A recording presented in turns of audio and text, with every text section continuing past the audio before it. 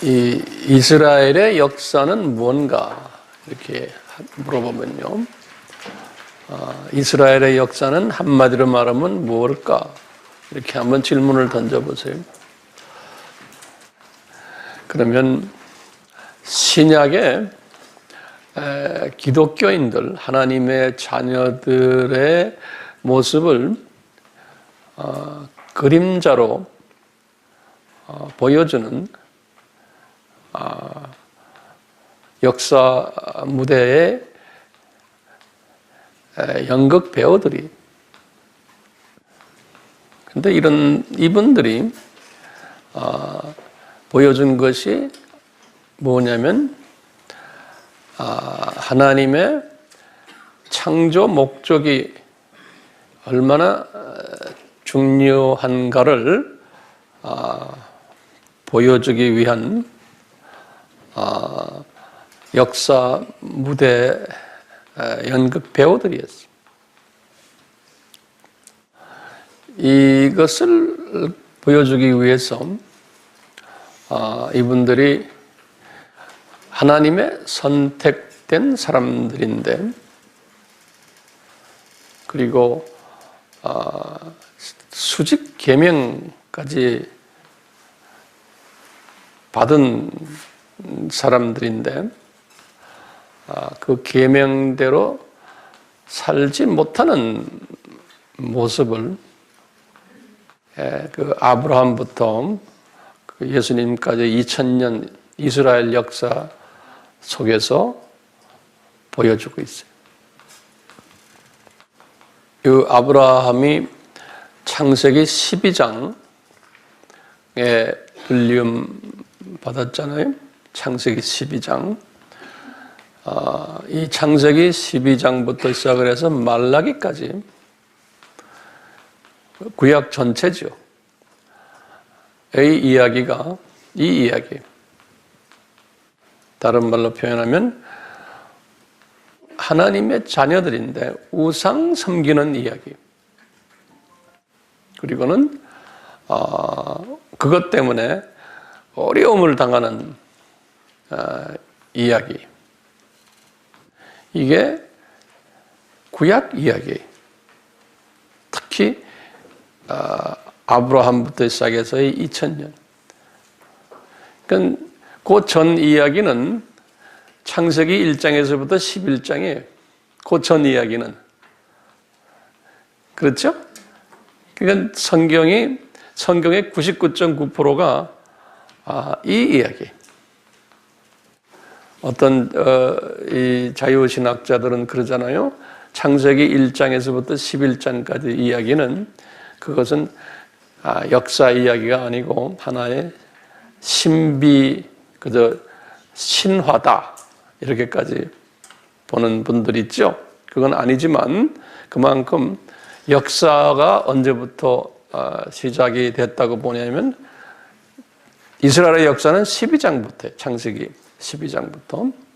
그 전에도 다 역사지만 자유신학자들은, 이성주의자들은 12장부터 역사가 시작이 됐다 본다고요. 그런 이야기들 하는 사람들 상당히 많으니까 여러분들 다니는 교회에도 목사님들이 그런 이야기 하는 사람 많아요. 혼돈하지 마시길 바라요. 그런 사람들이 지금 주로 이루고 있어요. 주로 신학교가 요새요.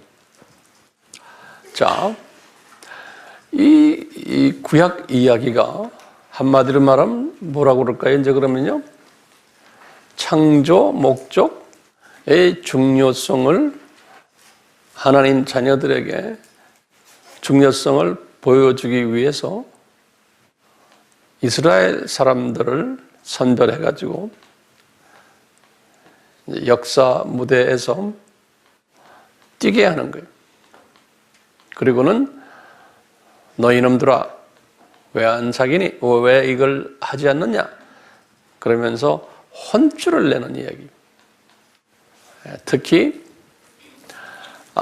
이제 이번에 공부하는 우리 지금 예언서 17권,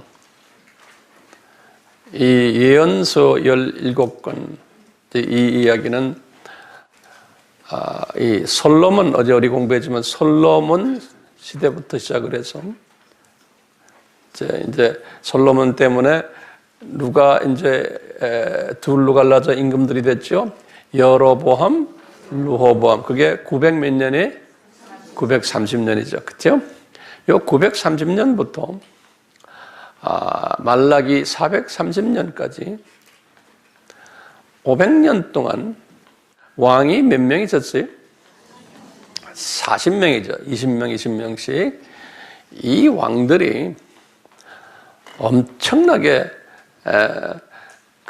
이 창조 목적을 위배하는 이야기들이 그 기간 동안에, 그러면서 소수만 그렇지 않고 다수는 이 창조 목적에 위배된 이야기들이, 그리고는 그것을 미리 너희들 혼쭐 내겠다라고 나팔을 불던 사람들이 지금 약 한 20명 정도의 선지자들이, 그렇죠?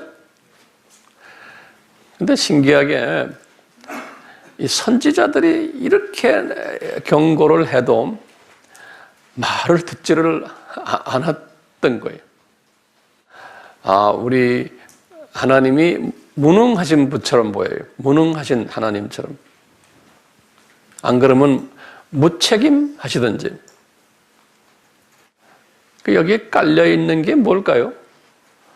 창조 목적을, 중요성을 훈련시키기 위해서 이분들을 이런 식으로 라이프스타일을 하도록 하나님이 디자인하신 거예요.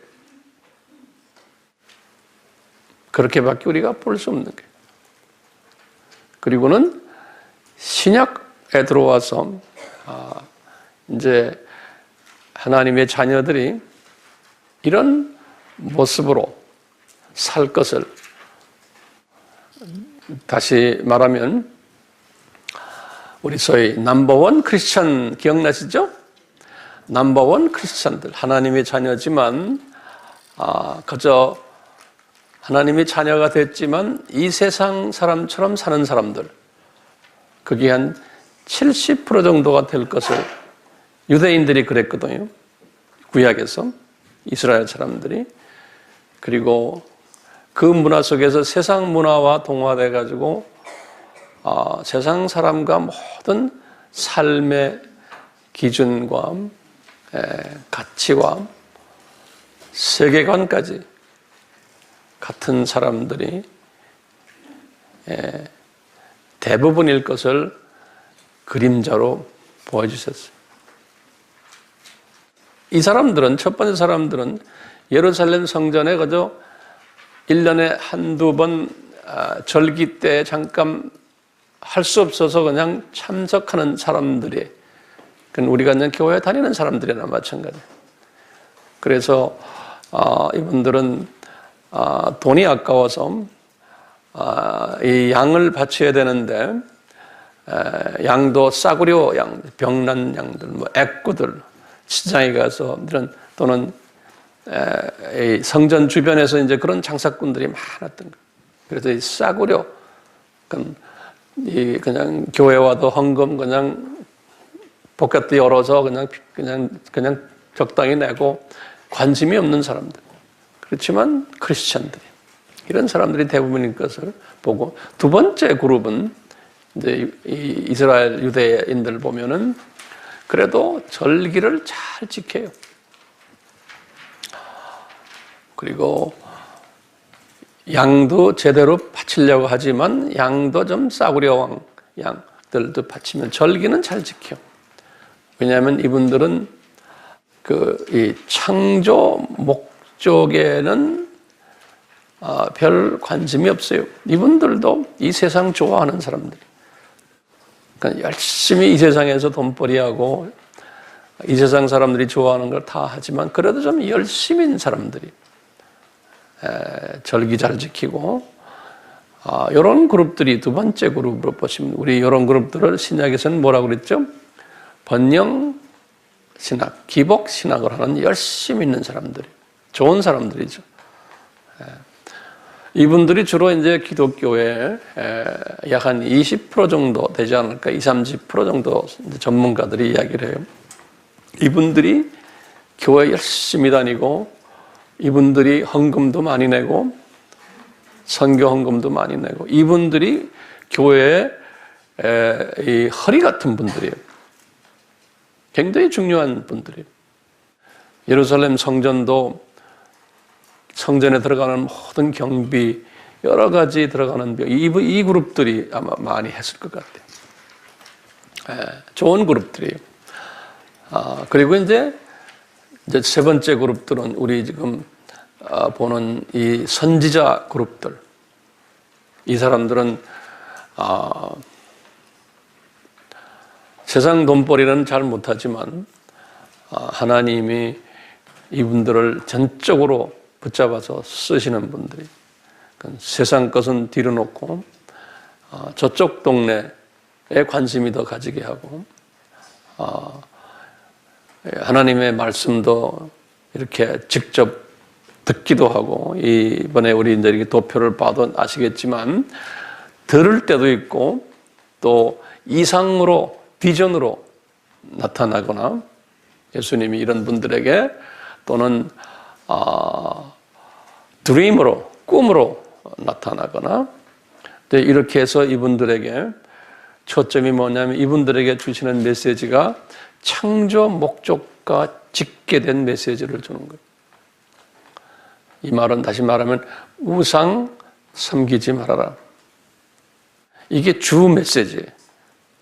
그 다음에 이제 부 메시지들은 고아나 과부들 사랑해줘라.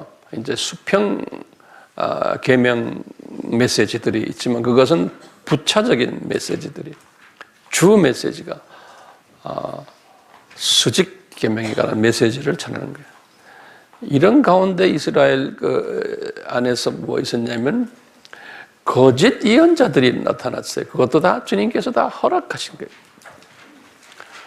거짓 예언자들은 이 비슷한 말을 하는데 나중에 보면 꼬리가 없는 거예요. 그래서 이 거짓 예언자들이 나타난 것은 신약 때에도 마찬가지로 거짓 예언자들이 동시에 또 있을 것을 우리에게 그림자로 보여주셨어요. 그렇기 때문에 첫 번째 그룹과 두 번째 그룹은 이 영안이 감겼거나 또는 첫 번째 그룹은 영의 눈이 감긴 사람들이에요. 두 번째 그룹은 영의 눈이 이 땅에만 가 있는 사람들이에요. 이 세 번째 그룹은 이 땅에도 영의 눈이 가 있고 저 위쪽도 가 있는 그룹들이에요. 그래서 이 세 번째 그룹 사람들은 이 거짓 선지자가 누군지 알 수 있어요. 그분들은요. 그런데 첫 번째, 두 번째 사람들은 이 거짓 선지자를 구별을 못하는, 분별력이 없는 거예요. 그래서 많은 사람들이 그 거짓 선지자의 가르침에 혼돈을 가지고 그분들의 유혹에 또 빠질 것을 역사 속에서 보여주시는 거예요. 이런 모든 그림들 보여주시는 게 얼마나 감사해요. 우리는 지금 이것을 한눈에 다 볼 수 있는 세대에 살고 있는 사람들이, 그러니까 이 마지막 때에 지금 살고 있는 우리는요, 이 기가 막힌 사람들이에요. 100년 전만 해도 이런 게 보이지 않았거든요. 500년 전에 말도 못하고 1세기 때의 바울 같은 사람들도 메시지만 들었지, 그래서 적기만 했지, 이분도 정확하게 역사 속에서 안 계셨기 때문에 미래에 관한 예언은 했지만, 바울이 몰랐지만 우리는 그 예언된 것을 다 현실화된 것을 보고 사는 사람들이에요. 그러니까 참 복 있는 사람들이죠. 근데 그것도 느끼지 못하는 사람들이 많아요. 이런 것을 다 가진, 특권을 가진 사람들이 지금 우리인데 그만큼 책임이 뒤따라오는 거예요. 하나님은 공고가 없어요. 책임이 뒤따라오는 거예요. 그러니까 이 책임을 잘 감당하는 사람은 육신의 죽음을 경험치 않고 들림까지도 허락하신 특권을 부여받은 사람들. 우리는요, 성서에서 이 들림받은 사람 예를 딱 누구 있어요? 에녹과 엘리야, 우리 두 분 예를 들잖아요. 우리가 에녹과 엘리야와 같은 그러한 특권을 받을 수 있는 위치에 있는 시대에 살고 있는 사람들. 그러려면 어떤 사람이 들림받을까? 그러면 답은 간단해요. 창조 목적을 잘 수행하는 사람이에요. 다른 말로 표현하면 우상을 타파하는 사람이에요. 여기까지 정리됐어요? 예? 예. 그러면 줄을 바꿔서 우상이란 도대체 뭔가요? 우상이라는 것은 피조물이 피조물에게 의존하는 거예요. 다른 말로 표현하면요, 피조물이 자기를 창조하신 창조주에게 의존하지 않는 거예요. 그래서 수직계명에서 예수님이 모세에게 하신 말씀이 그렇게 하지 않으면 내가 거룩한 질투를 느끼겠다 그랬어요. 그러니까 창조주가 질투가 나면 거룩한 질투예요. 사탄의 그런 질투가 아니에요. 질투가 나면 뭐라고 그러셨냐면 내 자녀들을, 다시 말하면 하나님의 백성들에게 이 세상에 사는 동안에 3, 4대까지 일들이 풀리지 않게 해주겠다 그러는 거예요. 참 감사하죠. 그래도 3, 4대, 5대, 6대, 7대까지는 아니고 그래도 3, 4대까지 아주 대수까지 말씀하셨어요. 우리 출애굽기 20장 5절이죠. 그렇죠? 3, 4대까지 저희 말하면 매를 때리겠다 이런 말이나 마찬가지예요. 그러니까 우리 눈에 보이는 게 후손들이 잘 안 돼. 그게 4대까지면 어떻게 돼요? 증손자요? 그래서 눈에 보이게 매를 때리겠다 그러시는 거예요. 하나님의 자녀들이. 근데 신기한 것은 이건 지금 하나님의 자녀들과의 관계거든요. 사탄의 자녀들은 이 세상에서 잘 돼요. 그러니까 이 사탄의 자녀들은 이 세상에서 잘 되기 때문에 그 사람들과 비교하면 안 돼요. 그러니까 이제 하나님의 자녀들에게 3, 4대까지 이런 좀 어려움을 주겠다. 목적은 뭘까요? 망하라고 그러는 게 아니죠. 눈을 위로 떠라. 세상 의지하지 말고 피조물 의지하지 말고 나를 의지해라. 나는 사랑의 메시지죠. 그리고는 20장 6절의 출애굽기에 만약에 이 우상 섬기는 일을 안 하고 내 말을 잘 들으면 내가 1000대까지, 1000대라는 거는 꼭 1000이라는 숫자보다는 계속해서 후손들에게 내가 복을 내리겠다. 이런 약속을 모세에게 하셨어요. 이것은 하나님의 자녀들에게 하신 거예요. 하나님의 자녀들에게. 자, 그러면 다시 한번 돌아가서요. 줄을 바꿔서. 자, 이스라엘 사람들이 가졌던 우상은 뭐였나? 이 사람들은 물리적으로 이 사람들은 이방 신들을 섬겼어요. 우리 어제 봤잖아요. 이방 신들을 섬겼어요. 물리적으로. 이방 신들을 섬길 때 이분들은 금, 은, 동, 나무, 목 이런 조각들을 만들어 가지고 거기다 대고 절을 했어요. 분향하고. 구약 때는 유대인들이 믿었던 여호와 하나님은 그런 모습이 전혀 없었어요. 그냥 여호와 하나님이 음성으로 나타나거나 또는 기적을 통해서 한번 잠깐 보여주거나 우리 출애굽이나 이런 걸 보면요, 그런 어떤 눈에 보이는 그런 현상으로 안 계셨어요. 그러니까 이스라엘 사람들이 상당히 답답했던 거예요. 좀 만들어 놓고 그림을 그려 놓고 하면 좋은데 그걸 못하게 하는 거 아니에요. 그런 거 만들지 말아라 그랬잖아요. 그러니까 고작 해야 나중에 성전 지어놓은 것. 그러니까 성전에 들어가도 하나님이 안 보이는 거예요.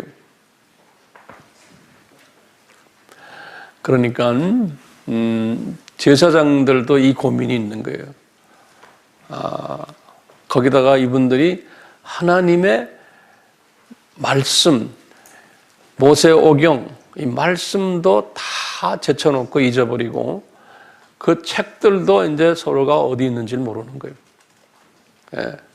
여기저기 돌아다니다 보니까 민족들이 그것을 서로가 책 자체도 가지고 있지 않았고, 나중에 이제 요시아 같은 사람은 이제 발견한 거예요. 발견했다는 건 어디에 숨겨져 있다가 그걸 찾아낸 거예요.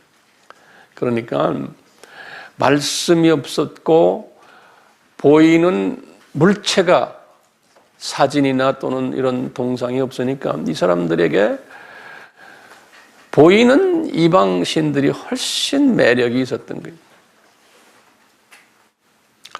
우리 이제 신약에도 그런 걸 하지 말아라고 그랬으니까 하지 않는데 소위 로마 가톨릭이나 정교회에서는 그 보이는 걸 만들었잖아요. 그렇죠? 그래서 마리아도 보이게 만들고요. 예수님도 보이게 그림 그려놓고 또 성인들까지 보이게 만들고 그분들의 동상 만들고 그분들의 사진 만들고 이런 것들은 비성서적이죠.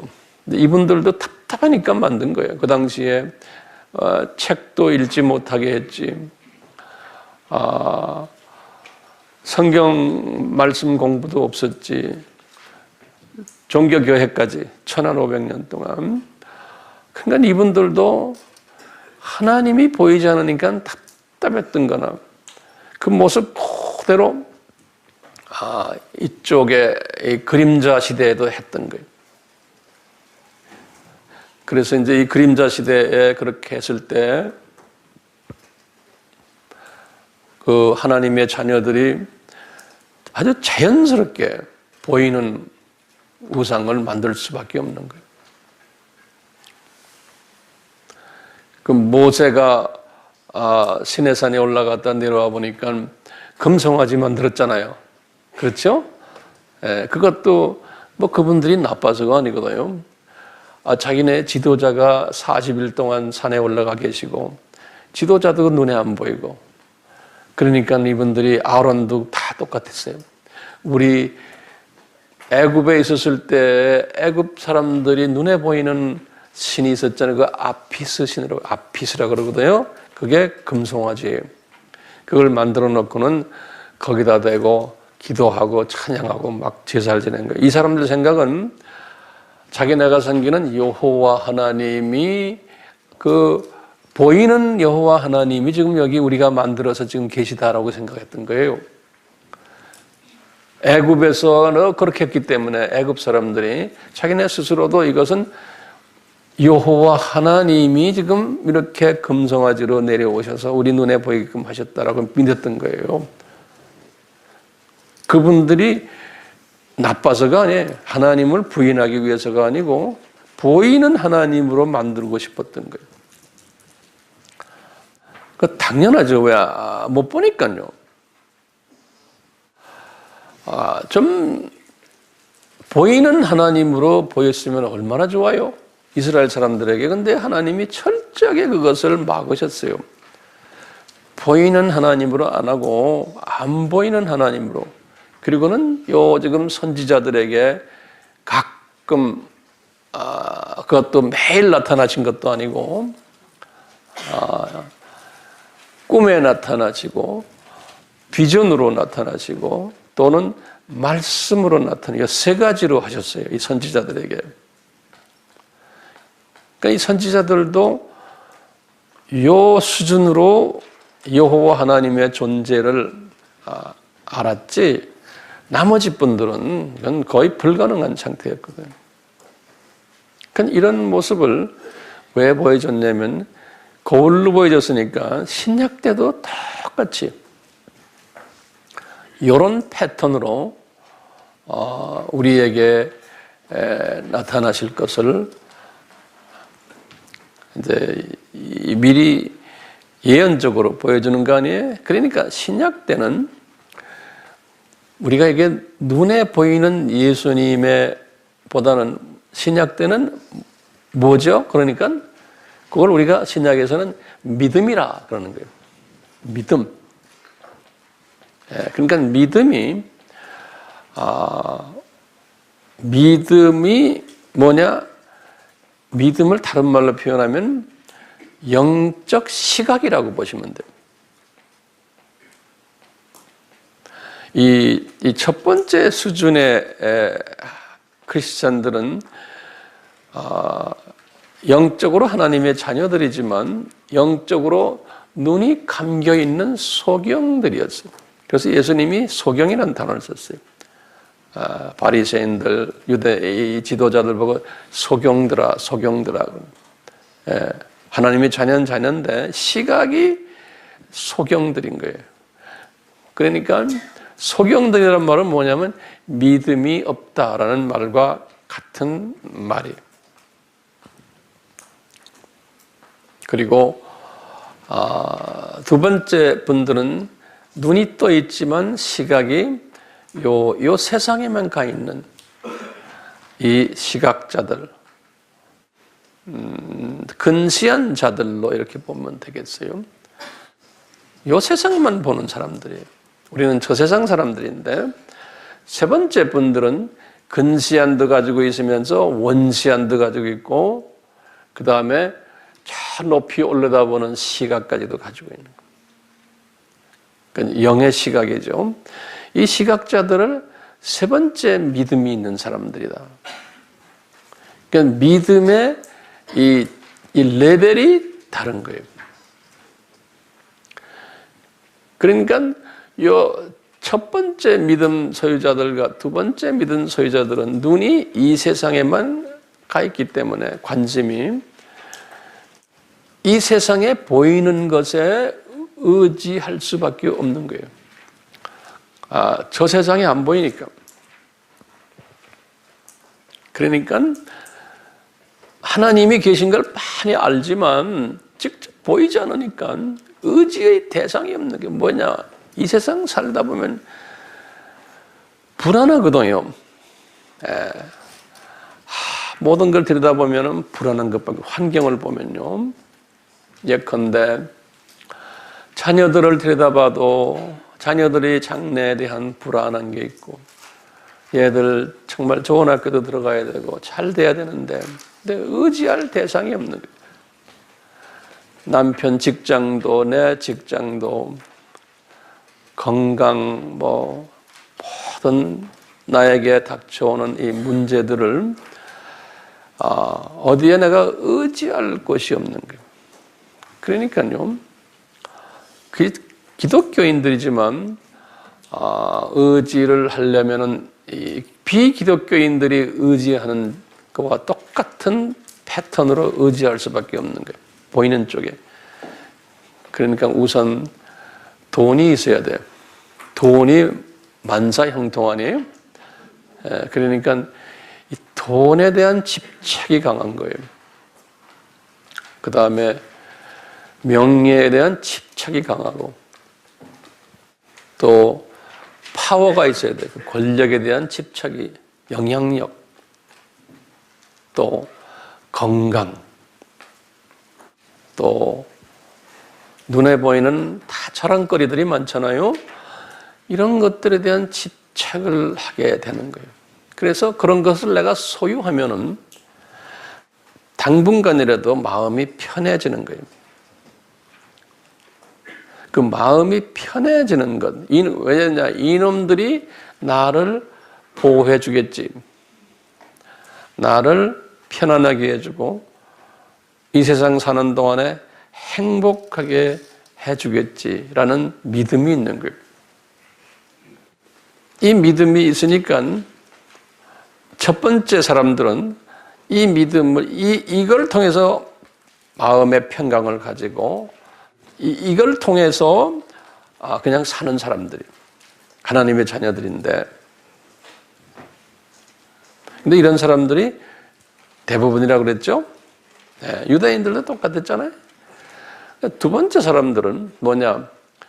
이걸 통해서 만족을 느끼는 사람들인데, 이 두 번째 사람들은 뭐냐면 예수님을 이용해서 이것을 더 가지려고 하는 사람들이에요. 그러니까 더 기도 열심히 하고 신앙생활 열심히 하고 물질 더 바치고 뭐 하여튼 성경에서 너 이렇게 하면 복 받는다고 그러니까 이 복을 받으려고 이걸 통해서 더 열심히 하는 사람들이에요. 이게 두 번째 스타일의 사람. 유대인들이 열심히 일곱 절기를 지켜서 복 받기 위해서 하는 거나 마찬가지로요. 왜냐하면 신명기 28장 보면 그랬거든요. 너희들 이거 잘하면 뭐 나와도 들어와도 복 받고 뭐 꼬리가 되지 않고 머리가 되고 다 이거 줬잖아요. 그러니까 그대로 우리가 하는 거예요. 근데 이런 분들이 나도 여기에 속할 수 있어요. 여러분들도 여기 속하고, 이건 당연한 거고요. 자, 그런데 문제는 뭐냐? 요 두 번째 사람들이 예수님보다는 보이는 물질에, 보이는 뭐예요? 명예에, 보이는 가족들에, 이런 것에 더 의지하면서 다 아이들이 잘 되면 편하고, 뭐 돈 좀 생기면 편하고, 은행에 돈이 좀 많이 생겨 있으면 편하고, 그 돈 가지고 또 좋은 일도 하고, 좋은 일 할 때마다 편하고, 근데 이런 사람들이 돈을 가지고서 하나님 일 많이 하거든요. 근데 할 때마다 이 사람들이 세 번째 사람인가 두 번째 사람인가를 어떻게 구별해요? 돈은 잘 써요. 그리고 열심히야. 구별을 어떻게 하면 돼요? 이제 여기에 마음에 깔려있는 동기가 뭐냐가 중요해.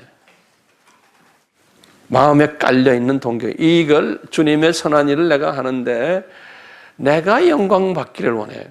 그러니까 내가 인정받기를 원해. 그러면 그게 뭐가 된 거예요? 우상이 된 거예요. 창조 목적에 벗어난 거예요. 그러니까 선한 일을 하고도 그것을 나팔을 불거나 안 그러면 그걸로 내가 이렇게 했으니 권력 행사하려고 그러거나 이거 가지고 하여튼 뭘 하려고 그래. 그러면은 세 번째 사람인가 아닌가를 구별이 가능해요? 예. 그 분별력. 오케이? 그러니까 모든 사람은 다 이 과정 다 거치게 돼 있어요. 나도 마찬가지고. 네, 그렇지만 이제 세 번째 사람이 되면은 어떻게 되냐면 눈이 지각이 저쪽에 가 있기 때문에 이 재물을 하늘나라에다 쌓는 사람이에요. 예컨대 나한테 주신 재물이랑 모든 이 나의 탤런트를 저 나라에다 투자하고는 딱 숨어버리는 사람이에요. 그래서 이제 우리 마태복음 6장에 그랬잖아요. 구제하고도 나팔 부는 사람이 있고 나팔 안 부는 사람이 있고, 우리 이야기 나오죠. 그러니까 외식하는 자와 구제는 해야 돼요. 필요해요. 근데 두 가지 하나님의 자녀, 숨어버리는 사람과 숨어버리면 다른 사람이 나팔 불어주면 되는 거예요. 그때까지 참아야 돼. 그러니까 다른 사람이 나팔을 불어줘야 돼요. 그래야 이 선한 행동이 알려지잖아요. 그렇죠? 그래야 다른 사람에게 동기부여가 되거든요. 그러니까 선한 일하고는 오래 참다 보면 누가 나팔을 불어줘요. 가끔가다 목사님이 나팔을 불어준다니까. 예? 그러니까 여기서 차이가 나는 거예요. 그 나팔을 불어줄 때 부끄러워가지고 막 이래야 되는 거예요. 나 했어, 봐! 이러면 또 안 되는 거예요. 여기서 차이가 나는 거예요. 그러니까 항상 그래서 이 믿음이 있는 사람은 이 숨어서 하는 사람들. 그렇기 때문에 숨어서 하고는 나중에 딴 사람이 나팔을 불어주는 이 수준까지 가면은 상당한 믿음의 소유자들인데 이런 사람은 많지 않아요. 저도 마찬가지예요. 저도 무슨 일을 해놓고는 입이 간질간질해. 나팔 불고 싶은 거예요. 그러니까 나도 한참 가야 돼. 그러니까 이런 모든 일들이 우리 이 원칙은 알 필요가 있죠. 그렇죠? 네. 이 원칙을 가지고 이제 우리가 이제 하루하루 발전하는 거예요. 지금 내 나이에도 아직까지도 입이 간질간질한데 여러분들은 말해서 뭐 하겠어? 아직 40살, 50살 한참 가야 돼. 그렇지만 이 원칙을 알고는 날로 발전하는 거예요. 근데 이제 우리 이 그림자 이스라엘의 역사를 보면요. 그러면 1번 사람, 2번 사람, 3번 사람 이게 내 노력에 의해서 이렇게 내가 발전하는가? 긴가? 아닌가? 이게 우리 고민인 거예요. 예? 그래서 우리가 그 말씀을 본다는 게 뭐냐면 이 원칙을 찾아내는 거예요. 여기 지금 우리가 17명의 선지자들이나 또는 엘리야나 엘리사나 이런 사람들 보면은요. 이런 사람들 보면은 이런 사람들이 하루아침에 이런 사람들 된 거는 아닌데 또 잘나서 행위가 아주 선해서 이런 사람이 된 게 됐다라고 성서에는 기록한 게 없어요. 이게 우리의 고민이에요. 어떻게 이런 사람이 됐냐? 그 많은 하나님의 자녀들 중에 유대인들 중에서 어떻게 이런 사람이 딱 빼어나가지고 됐느냐? 그러면 하나같이 말하는 게 뭐냐면 하나님이 일방적으로 은혜를 베풀었다. 이런 그 표현을 성서에서는 해요. 그래서 이제 칼빈이라는 사람도 이 은혜를 강조하는 거예요. 바울도 나도 이렇게 된 것은 하나님의 은혜다. 항상 강조하고는 바울이 서신을 쓸 때마다 그 수신자들에게 항상 말하는 게 뭐예요? 하나님의 은혜와 평강이 너희들에게 있기를 원하노라. 왜? 이 은혜를 받은 사람은 평강이 있는 거예요. 그 따라오는 거예요. 이 평강이라는 건 뭐냐면 세상의 우상을 섬기지 않는 거예요. 이 보이는 것에 의해서 내가 마음이 오락가락하지 않는 사람, 그 사람이 평강이 있는 거예요. 평강을 누구한테 딱 갖다 대요? 예수님에게 딱 갖다 대면은 그다음부터는 이게 파도가 치지가 않는 거예요.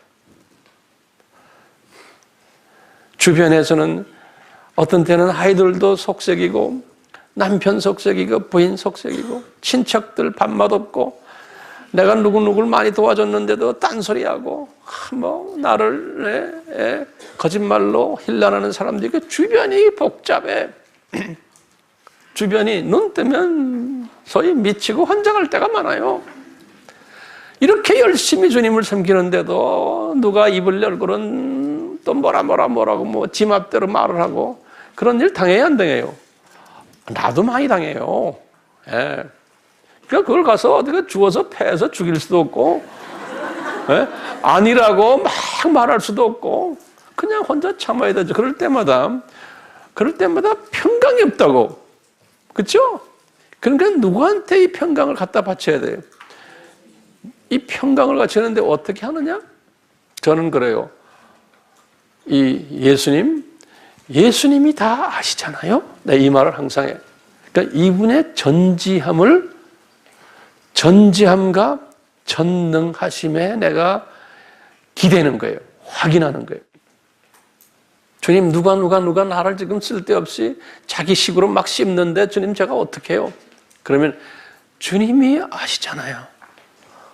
이렇게 이분을 초점을 맞추고 내가 이분한테 의지하는 거예요. 오케이? 그러니까 예수님의 정체성을 끝없이 묵상하는 사람이 우상을 깨트리는 사람이에요. 예. 이걸 내가 인간적으로요, 예수님께 의지 안 하고, 인간적으로 뭐 전화질하고, 뭐 하고, 인간적으로 이거 이래서 됩니까? 더 문제가 생겨요. 경험 다 해봤죠? 나 억울해 죽겠는데, 예? 전화질하고, 아무개 나 억울해 죽겠어. 그러면, 그래? 억울해 죽겠지? 그러면, 괜찮아. 네가 훨씬 저놈은 나쁜 놈이야. 그러놓고 뒤에 가서 딴 데 전화 걸어서 또 거꾸로 나를 욕해요. 사람들이란 건요, 그 앞에서는 이런 말하고 뒤에 가서는 다 딴소리 하는 게 사람이요. 그러니까 사람 믿으면 안 돼. 사람은 다 그게 그거예요. 지 입장만 이야기를 해요. 그러니까 우리는 뭡니까? 그런 대로 안아주는 거예요. 왜? 사람이요. 그러니까 예수님 다 사랑 베풀어 주시고 긍휼 베풀어 주세요. 우리 교회도 마찬가지예요. 여러분들 앉아서 지금 이렇게 앉아 있지만요, 뒤에 가면 지식으로 다 목사님 비평해요. 나를요. 제가 다 알아요. 제가 모르는 것 같아요? 다 알아요. 어떤 때는 주님이 딱 말씀해 주세요.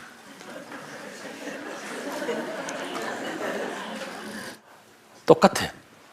여러분들도. 여러 집사님이나 권사님이나 장로님들 뒤에서 여러분들 통화에 올려놓고 막 씹는 사람들 많아요. 아세요? 우리는 다 도마에 올라앉아 있는 사람들이요.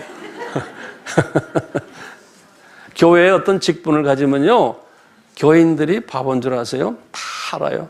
아무개 장로는 어떤 사람이구나. 아무개 장로는 어떻고. 다 알고 있어요. 아무개 목사는 어떻고. 아무개 권사는 어떻고. 우리 다 이게 눈이 있잖아요. 이게 무서운 눈 가지고 있어요, 우리가요. 우리는요, 육의 눈도 가지고 있죠? 혼의 눈도 가지고 있어요. 그러니까 눈이 지금 몇 개예요?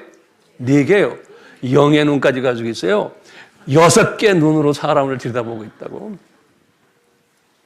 그렇기 때문에 이게 무서운 사회예요. 이 신앙생활 한다는 게. 그러니까 이 6개 눈으로 들여다보고 있으니까요, 조심하셔야 돼요. 내가 이렇게 조심하는데도 나를 씹는데요? 그러니 딴 사람들은 말할 것도 없잖아요. 그러니까 목사는 단에 쓴 사람은 씹히게끔 돼 있는 사람이요. 목사는 왜? 이 단에 쓴 사람은 그런 거예요. 씹어라 하고 서 있는 거나 마찬가지예요. 그러니까 또 목사들은요, 이렇게 씹혀야지만 목사가 사람이 돼요. 그러니까 나를 씹는 사람들 실컷 씹으세요. 괜찮아요. 그렇지만 항상 본인이 나중에 대가를 지불해요. 예, 그렇기 때문에 조심하시라는 거. 그러니까 우리는 뭐예요? 항상 부정적인 이야기 하지 말고, 이게 항상 긍정적인 이야기를 해서 살려주는 일을 하는 게 우리 짭인 거예요. 예. 근데 우리 교회는 참 감사한 게요, 대부분의 사람들이 보면요, 우리 교회는 몰라요. 난 알지 못하지만 겉으로 볼 땐 큰 다툼이 없어요. 우리 교회. 제 말이 틀렸어요? 맞죠? 우리 교회는 큰 다툼이 없어요. 근데 이런 세미나를 통해서, 우리 말씀을 통해서 또 성숙해지고, 또 성숙해지고, 또 성숙해지고, 이러는 거죠? 예? 이런 말씀은 나도 마찬가지예요. 또 성숙해지고, 또 성숙해지고. 이게 뭐냐? 믿음인 거예요. 믿음의 시각을 가진 사람은 이 사물을 이 성숙한 사물로 보는 거예요. 예, 주변의 사람들이 좀 눈에 안 차도 내가 잘 격려해서 더 살려줘야지. 있는 그 사실만 차츰 보고는 그냥 판단하는 그런 시각에서 벗어나는 거예요. 예, 믿음의 시각을 가진 사람들. 그러니까 이 믿음의 시각은 뭐와 연계가 되어 있어요? 항상 우리가 팔복에서도 말하죠. 마음이 순수해야 돼요. 이 마음이. 그러니까 이 속에 쓴뿌리가 많은 사람은 아무리 오랫동안 신앙생활을 해도 이 마음이 순수해지지 않기 때문에 그 입을 여는 걸 보면 알아요. 이 부정적인 이야기나 같은 하나님의 말씀을 들어도 그렇게 될 거예요. 그러니까 내가 항상 이 마음이 순수해지려면 하나님의 말씀으로 성령님의 충만함으로 나를 자꾸 정리를 해야 돼요. 근데 이게 하나님의 사람들 사이에서 약한 부분이 많아요. 특히 우리 목사들 사회에서요. 요새는 신학교가요. 하도 많고 별난 사람이 다 신학교에 와서 다 목사 되니까 이 영적 소위 지도자라는 사람들 보면 영성이 없는데 영적 지도자들이 엄청나게 많은 거예요. 그걸 어떻게 하느냐? 그 행동하는 걸 보고 입을 열어서 하는 걸 보면 아는 거예요. 그 인격을 보면 아는 거예요. 그 되지 말아야 될 사람들이 된 사람들이 엄청나게 많은 거예요. 근데 목사라는 것은 단에 서서 남에게 하나님 자녀들에게 말씀을 전하는 권한을 받은 사람이거든요. 그러니까요. 권한을 받은 사람이 단에 서서 말을 하다 보니까 그렇지 않은 사람들이 딱 여기 서 있는 사람 보면 저 사람은 나보다도 못해? 가치관, 세계관, 영성 나보다도 못한데 단에 서서 들이 떠드니까 이 군중들이 혼돈하는 거예요. 그러니까 큰 죄를 짓는 거예요. 그리고 목사 사회를 보면은 서로 질투하고 그저 남을 깎아내리고 목사 사회가 그래요. 제가 이 목사 사회 들어와 보니까 무서운 사회예요. 그것도 예수님의 이름으로.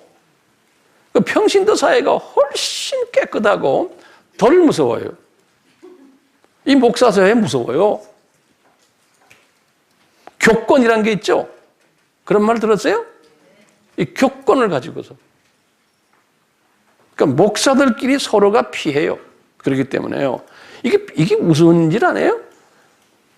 하나님 예수님의 종들끼리 친해야 되는데 교단이 다르거나 또 교회가 조그만 교회나 큰 교회, 벌써 조그만 큰 교회 가지고 목사들이 목에 기붓을 달고 다녀요. 제 말 틀렸어요? 제가 와서 보니까 그래. 특히 우리나라 교회 보면요. 그러니까 그저 교회를 유명하게 만들려고 말이죠. 난리들이야, 난리들. 이게 완전 전투장이에요. 나는 본래 장사건 출신이거든요. 이 장사건 사회보다 더 무서운 사회야.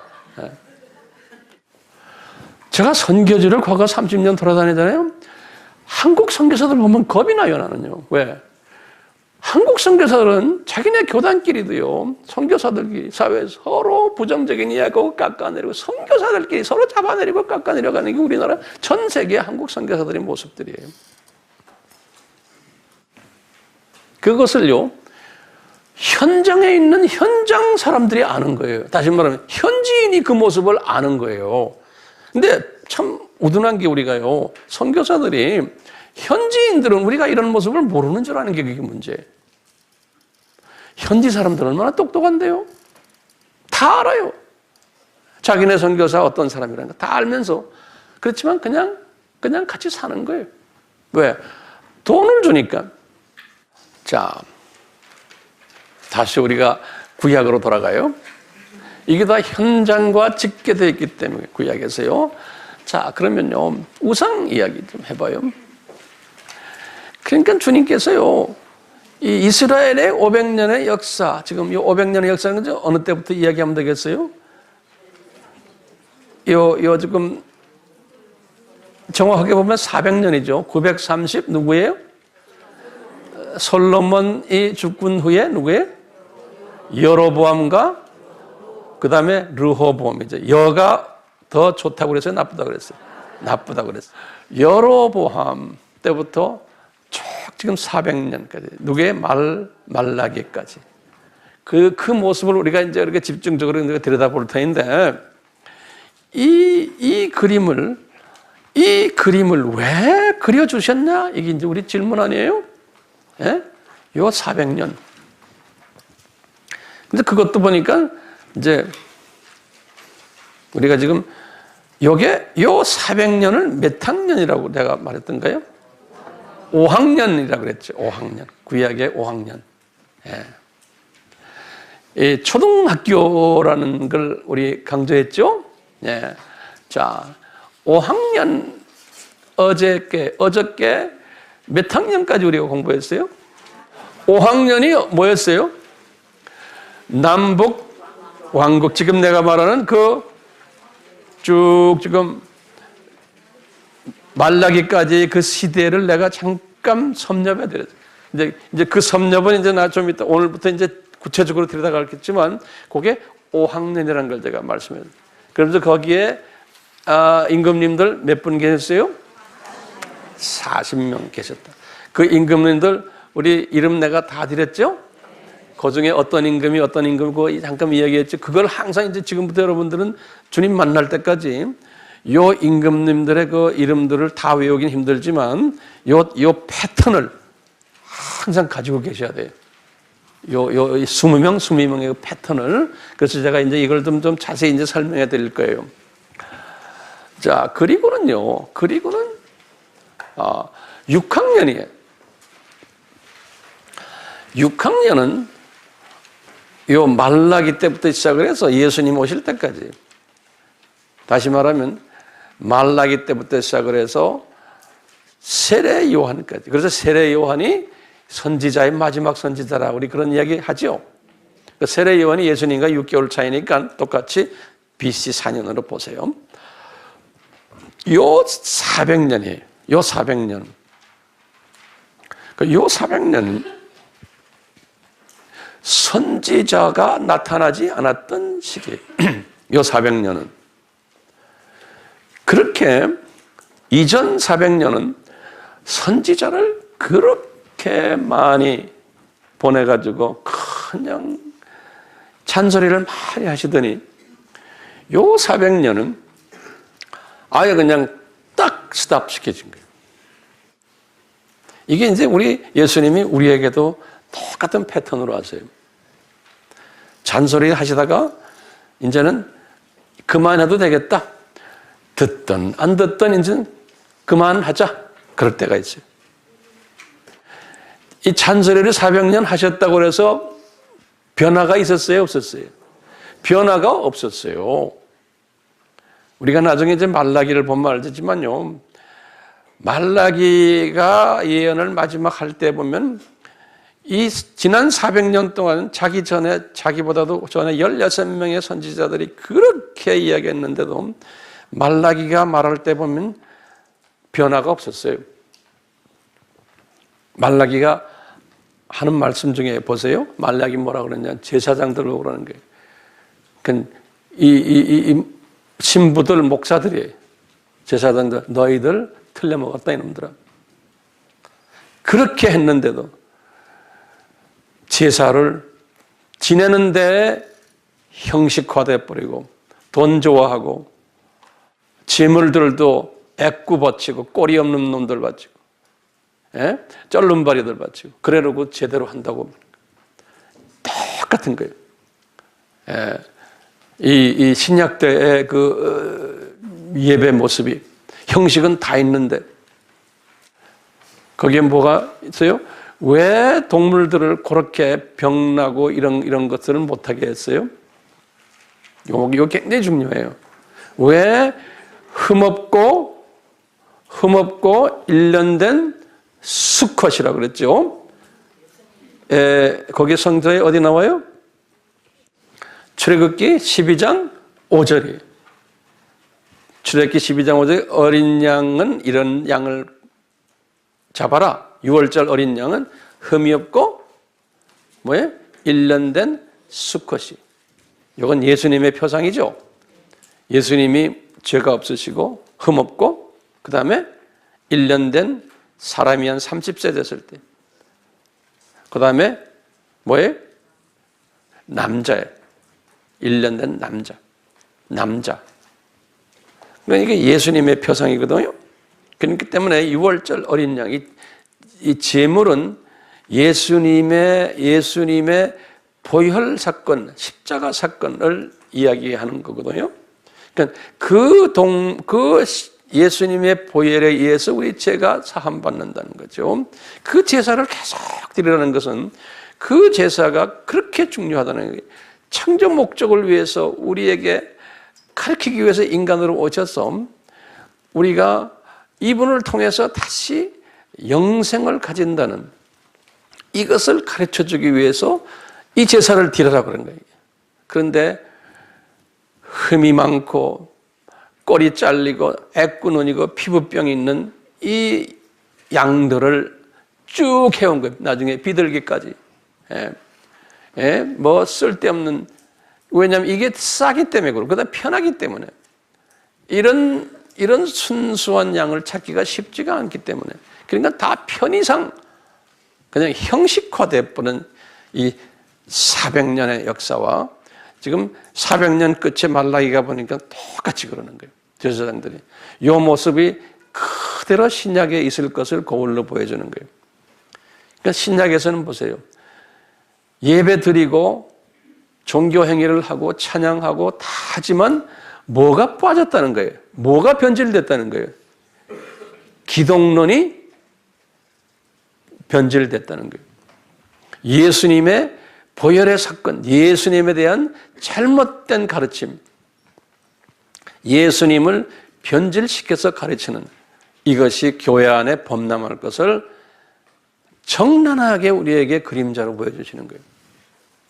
그렇기 때문에 우리 예배가 예수님, 철저한 예수님화되지 않으면 우리도 여기에서 예외가 될 수가 없는 거예요.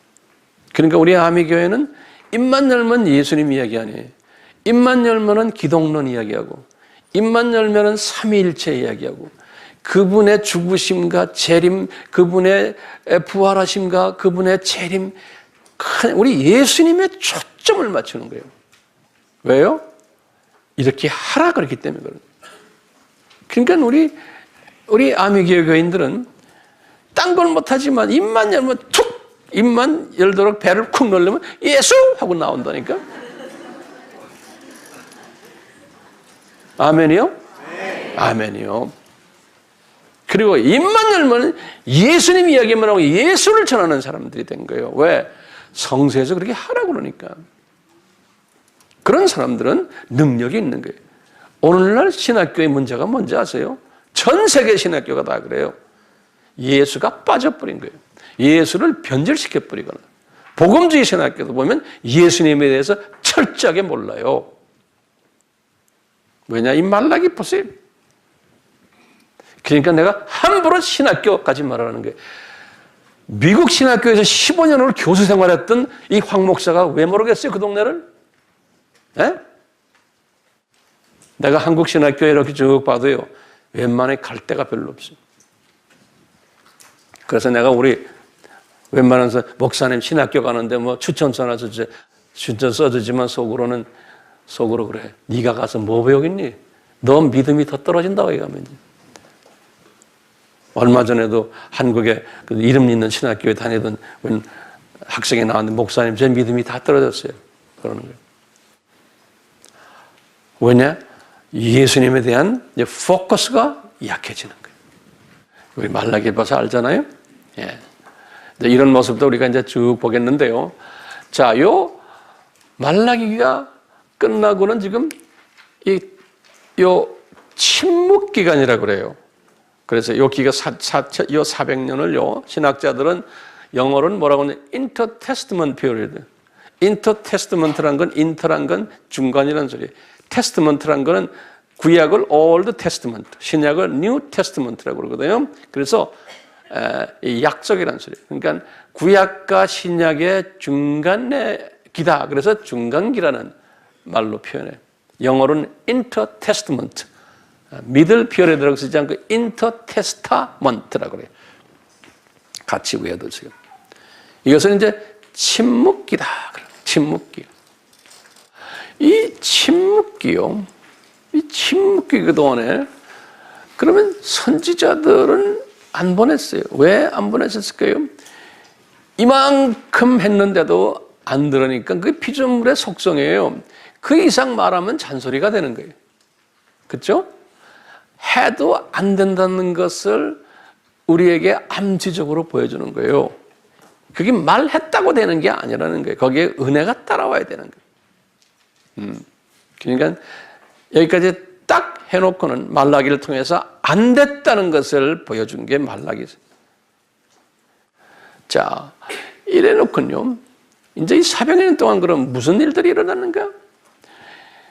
이 400년 동안은 예수님이 이제 선지자들의 말씀은 딱 스탑시켜 놓고 이제 물밑 작업을 하신 거예요. 400년 동안은. 뭘 물밑 작업하시냐? 지금 이 예수님의 초림을 물밑 작업하시는 거예요. 과거에 4,000년 동안에도 마찬가지 예수님의 초림을 쭉 지금 준비해 오시지만 예수님의 초림을 구체적으로 역사 속에서 물밑 작업하시는 요 시기가 요 400년이에요. 요 400년 동안은 이제 예수님이 어떤 마음을 가지고 있냐면 이제 좀 있으면 예수님이 오실 터인데 예수님이 오시면은 오시는 목적이 뭐예요? 창조 목적을 훈련시키기 위한 일 때문에 오셔서 이제는 실제로 인간이 되셔가지고 이 말씀을 실제로 이제 우리에게 가르치시는 거예요. 가르치시고는 이 말씀을 가르친 다음에 이것을 우리 인간들에게 가르치기 때문에 인간 수준으로 말씀하시고는 또 제자들에게, 제자들은 세 번째 사람들이 제자들을 은혜로 뽑아가지고 이 제자들을 통해서 최소한 그 당시에 로마 제국을 향해서 그 안에 하나님의 자녀들이 숨겨져 있는데 로마 제국을 향해서 이 메시지를 전하도록 이제 하는 일을 하기 위해서 물밑 작업을 하시는 거예요. 인간이기 때문에 인간이 인간을 통해서 전해야 돼요. 인간 세계 속에서. 그렇기 때문에 이 전하게 하는데 뭐가 필요하느냐? 전하게 하려면 우선 이 로마 제국을 하나님이 사용하시려면 로마 제국을 강대하게 만들고 크게 만들어야 돼요. 그러니까 비자 없이. 그래야 쉽게 다닐 수가 있어요. 인간 사회는 나라와 나라가 동네와 동네가 다 울타리 쳐 있어서 가는 데마다 비자 받고 이러면 힘들어지는 거예요. 그 다음에 가는 데마다 언어가 다르면 이게 힘들어지는 거예요. 그러니까요, 이 일들을 미리 400년 동안 준비하신 거예요. 그래가지고요, 제일 먼저요, 이 강대국 세 나라를 세우시는 거예요. 강대국 세 나라를. 네. 이 강대국 세 나라를요, 하나하나 좀 적어보세요. 첫 번째 나라는 이제 바벨론을 망하게 한 후에, 바벨론은 바벨론대로 하나님의 도구로 사용받았잖아요. 그렇죠? 이 훈련시키는 이스라엘을 그거 딱 한 다음에 그 다음에 페르시아 제국을 딱 세우신 거예요. 539년부터 330년까지 페르시아 제국을. 그러니까 이거 우리가 이 역사를 잘 알아야 돼요. 이걸 다 우리가 이해하려면 이 페르시아 제국의 그 페르시아 제국은 어떤 제국? 이란이죠. 이 페르시아 제국은 하나님의 자녀들, 이스라엘 사람들을 훈련시키는 일보다 이제 훈련을 그동안에 두 제국 아수르와 바벨론에 시켰기 때문에 이제는 위로시켜주는 그러한 제국으로 하나님이 항상 뒤에 보면 훈련시킨 다음에 위로해 주세요. 하나님이 위로시켜주는 제국으로 하나님이 이렇게 들어서 올린 거예요. 저기다 적으세요. 요 제국의 첫 번째 왕이 뭐냐면 고레스 왕이라는 왕이에요. 우리 사이프러스라고 그러죠. 예, 이 고레스 왕, 이 고레스 왕은 559년에서 530년 왕이에요. 이 왕에게 어떻게 예수님께서 말씀하시냐면 너 이스라엘 사람들을 도와라. 너 성전 짓게 해줘라. 예. 에스라에서 1장 1절에 보면 그런 인포메이션이 있어요. 그리고는 이 고레스 왕이 이제 성전 짓도록 명령을 내린 사람이에요. 그래서 오늘날도요, 똑같이 지금 이스라엘에 지금 제3성전 지으려고 그러잖아요. 그때 오늘날에 지금 이 3성전을 짓는데 누가 고레스 왕일까? 여기에 대한 지금 이야기들이 나오고 있어요. 똑같이 오늘날 고레스 왕이 누굴까? 이방 왕 아니에요. 그래서 지금 어떤 사람들은 트럼프가 고레스 왕이 아닐까? 그래서 이제 트럼프, 사이러스 이런 기사들이 막 나와요.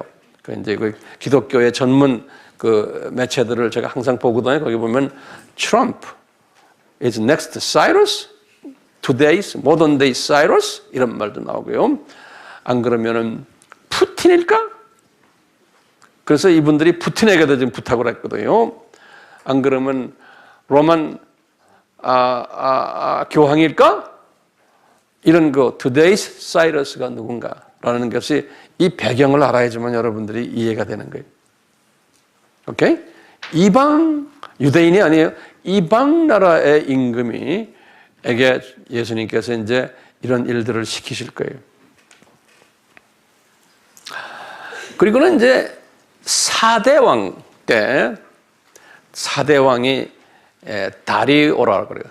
다리우스. 그러거든요. 다리오 왕 1세 521년에서 486년이에요. 요 다리오 왕이 이 성전을 완공을 해요. 516년에.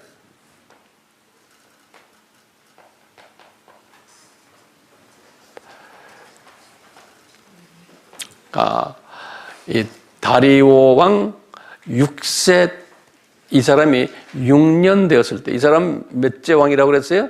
넷째 왕이에요. 그 에스라서 6장 15절에 보면 요 이야기가 나와요. 여러분들 이 고레스란 말도 들었고 다리오란 말도 들었잖아요. 이것이 그냥 막연히 이렇게 듣는 거하고 체계적으로 듣는 거하고는 차이가 엄청나요. 지금 체계적으로 듣고 있죠? 네. 그리고는요 5대 왕이에요. 베르시아예요. 아하수에르 왕이에요. 이 왕 이야기도 들었죠? 성경에는 쪼각쪼각 나오기 때문에 이게 정리가 안 돼 있어요. 5대 왕 아하수에르 왕이에요. 486년에서 465년이에요.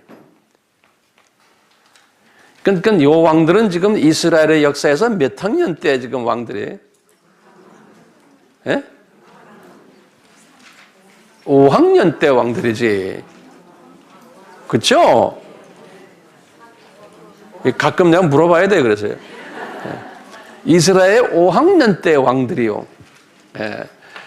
요 아하수에로 왕은 486년에서 465년 요 사람은 성서에 에스더 1장 1절에 이 사람 이름이 나와요.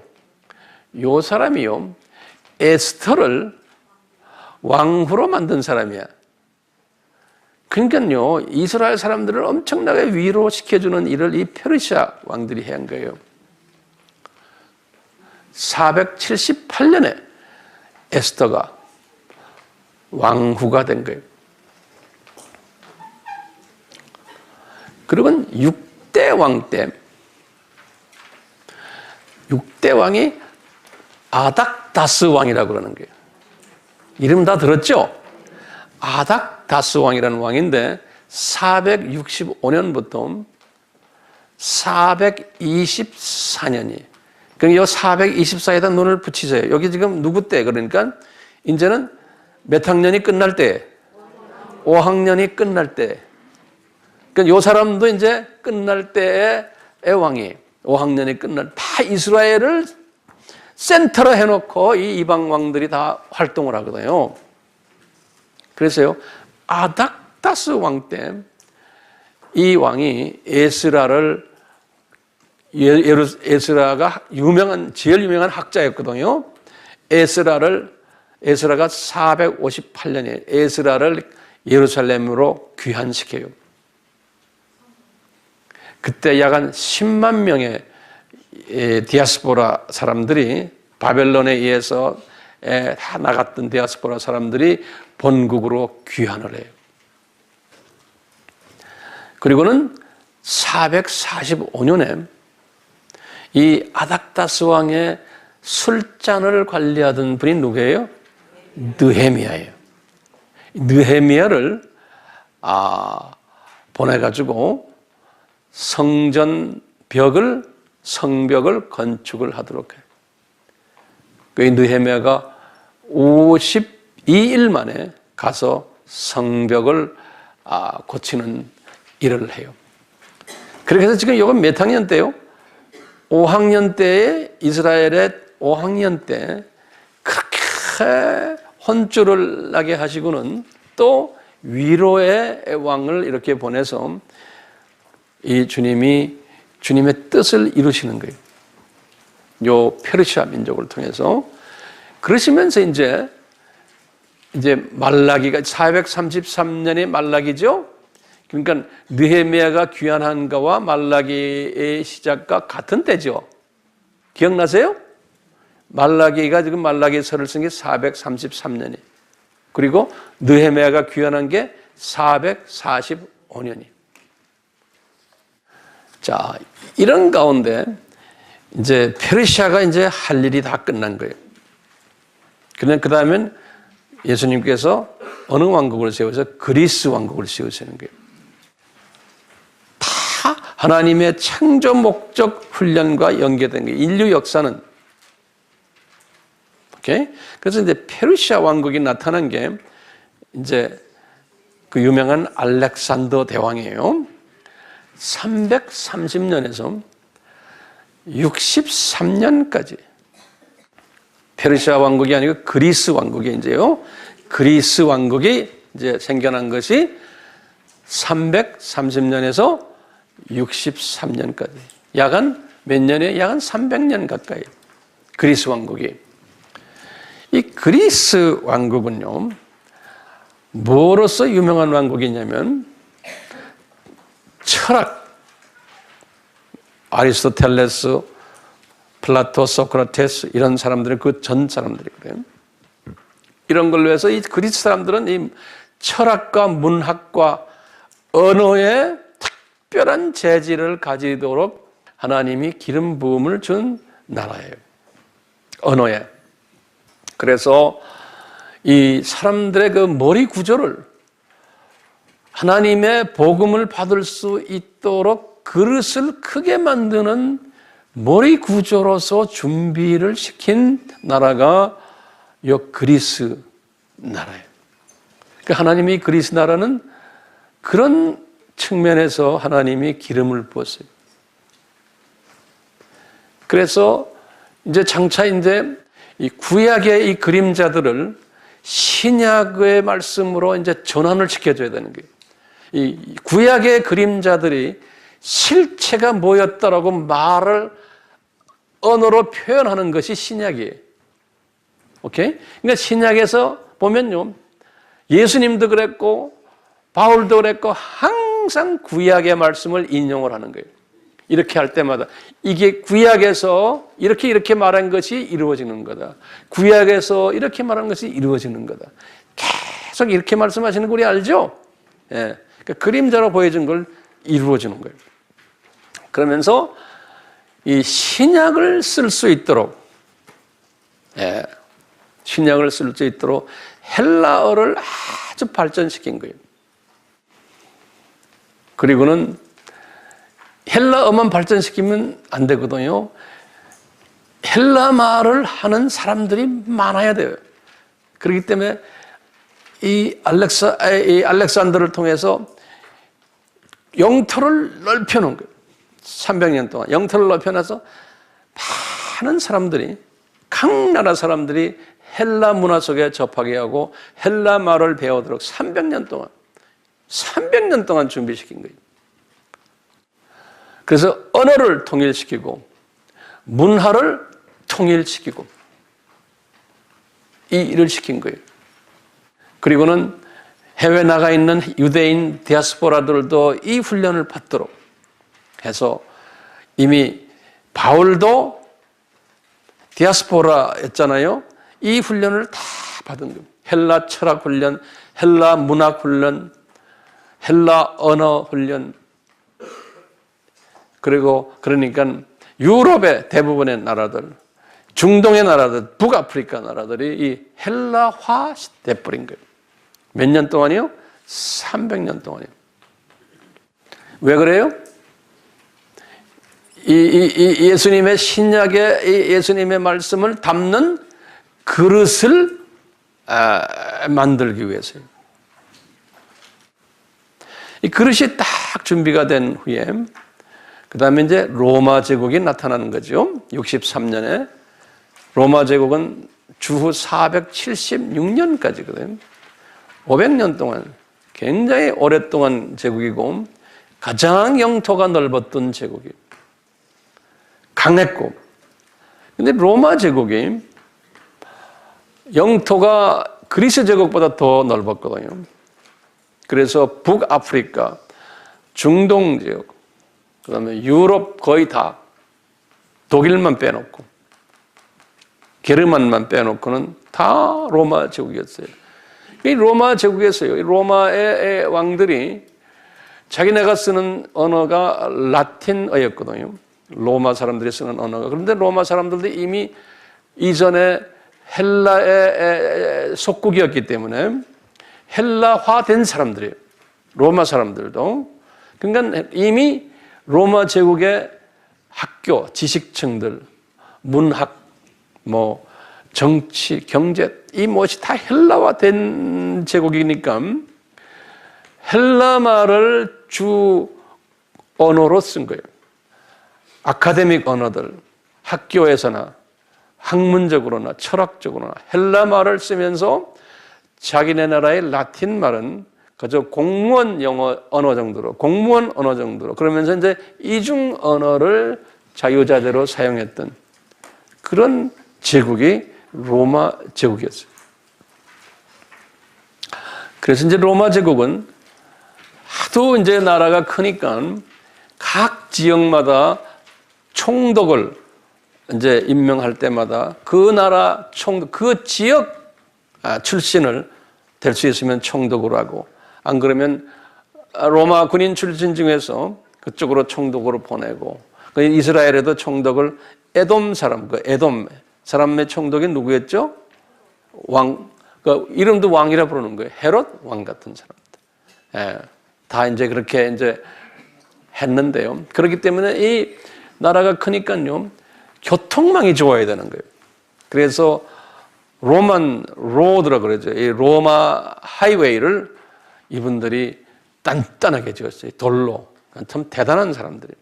그러니까 이분들이 로만 로드를, 로마에서는 전 세계 다 퍼진다 이런 말이 있잖아요. 로마에서 모든 게 퍼진다.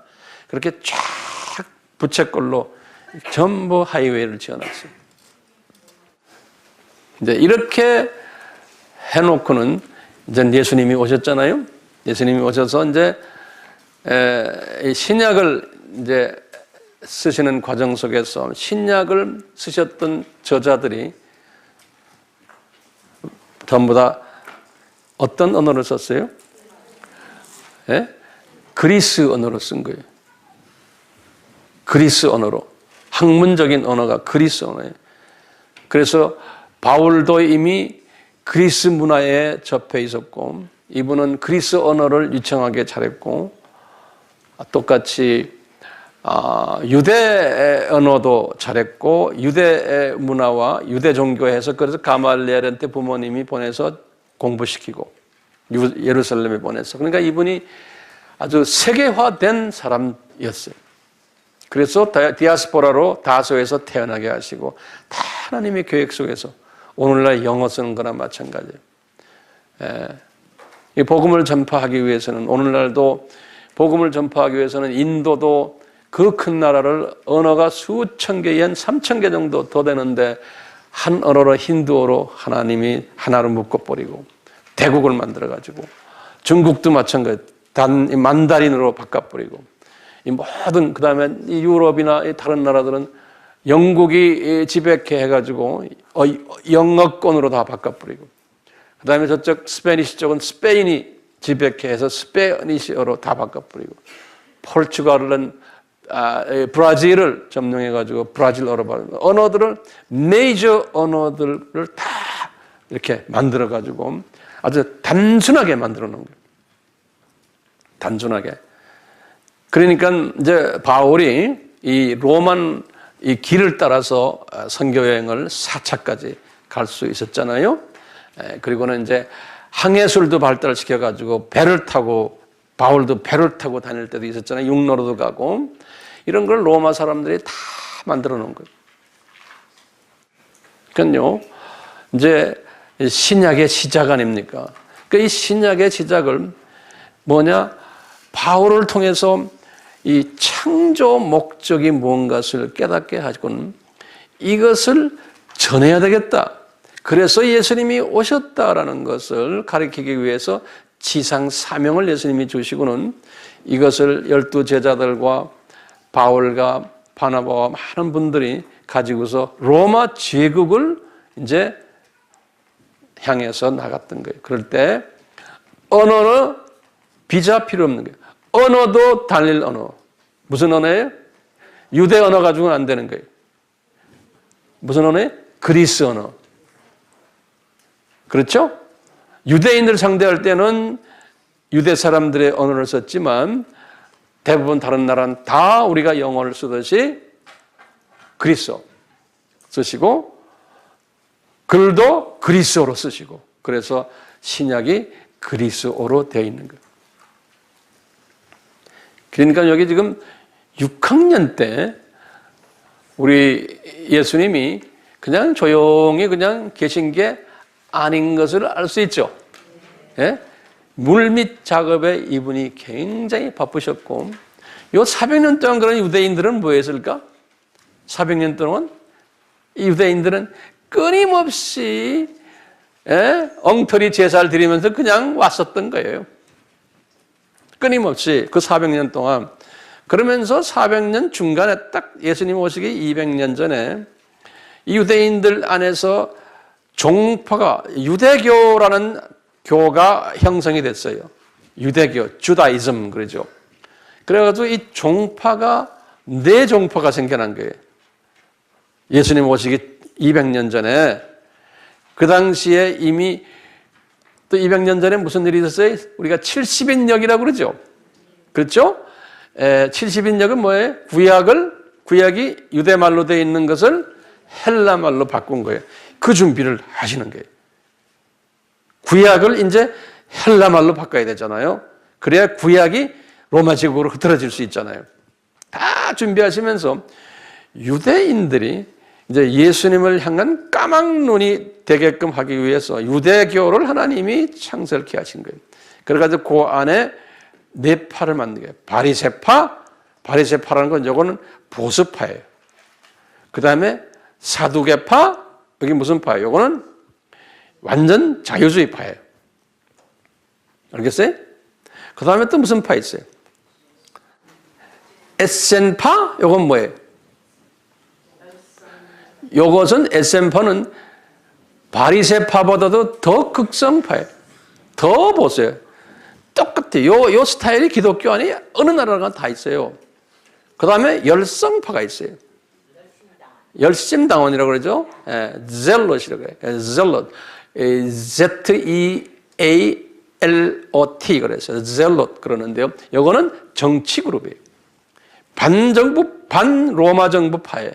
그래서 나중에 마사다 사건 우리 들었죠? 예.